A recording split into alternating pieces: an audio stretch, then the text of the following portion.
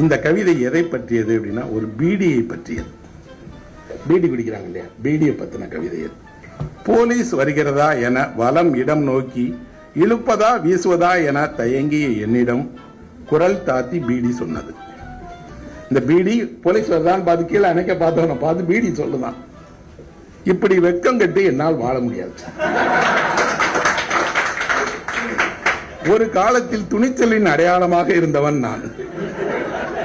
தயக்கமே இல்லாமல் வாழ்ந்தவர்களுடைய உதடுகளில் தான் கனன்றேன். நடுராத்திரிகளும் காட்டு வழிகளும் எனக்கு தெரியும். என் வெளிச்சத்தில் ஒற்றையடி பாலங்கள் துளங்கின. அன்றைக்கெல்லாம் இலக்குகளுக்கு 5ஓ 8ஓ பீடியின் தொலைவுதான்.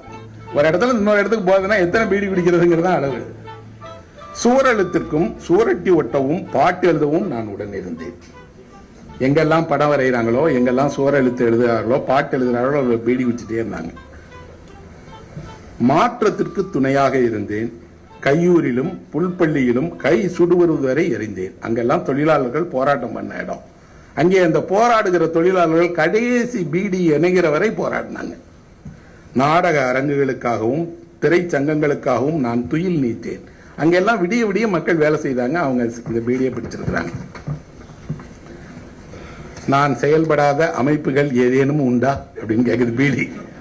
ஏதாவது ஒரு அமைப்பில் பீடி குடிக்காதவனே ஒன்றாவது இருந்தானா அப்படின்னு. குளிரில் வெயிலில் ஆற்றும் பணிகளின் தன்னந்தனிமையில் என்னை தவிர வேறு யார் துணை இவர்களுக்கு? அன்றெல்லாம் என்னை ஆழ இழுத்து பையன்கள் ஆண் மகன்களா நான்கள். ஒரு அடலசன் பையன் பீடி குடிச்சானா அவன் பெரிய ஆளாயிட்டான்னு அர்த்தம். திருடி இழுத்த பெண்கள் கூட விடியும் வரை உயர இருமி சாகசமெல்லாம் எளிதல்ல என்று புரிந்து கொண்டார்கள். எல்லா தவறான பாதையிலும் நாங்கள் நடந்தோம், அக்காலத்திய ரயில்களை போல. புகைந்த கொல்லியே நான் சொத்தில் பங்கு கேட்டு வேட்டி மடக்கி கட்டி முற்றத்தில் நின்றிருந்த இளைஞனின் கையில் கூட நான் புயர்ந்தேன். சொத்து கேட்டு போய் வீட்டில் சண்டை போட போறவங்க கூட ஒரு பீடியோட தான் போய் நின்று சண்டை போட்டான். கூலி கூட்டித்தர கோரி சென்றவனுடைய மடியில் இருந்து நான் அவனுக்கு ஊக்கம் அளித்தேன். சம்பளம் கேட்டு கூடி சண்டை போட்டவங்களுக்கெல்லாம் தீண்டாமையையும் ஆசாரங்களையும் கூட நான் புகையிட்டு ஒட்டி இருக்கிறேன். இறுதியாக ஒரு இழுப்பு இழுத்த பின்பு நடிகர்கள் மேடையில் நடிக்க சென்றார்கள். நடிகர்கள் உள்ள போறதுக்கு முன்னாடி கூட ஒரு கடைசி பீடியை எடுத்துட்டாங்க. பார்வையாளர்கள் அரங்கில் பீடி புகைத்தார்கள். தொழிலாளிகள் எங்களை வேலைக்கு எடுத்து சென்றார்கள். எல்லா முடிவெடுக்கப்பட்ட இடங்களிலும் எங்களுக்கும் ஒரு சிறு பங்கு இருந்தது. நீ கொடு என்று வருங்காலத்திடம் கடந்த காலம் கேட்டது. ஒரு புகைக்காக கெஞ்சியவர்கள் உண்டு. நீங்கள் இன்று அனுபவிக்கும் அத்தனை வெற்றிகளுக்கும் எரிந்து அணைந்த நான் இருந்தேன்.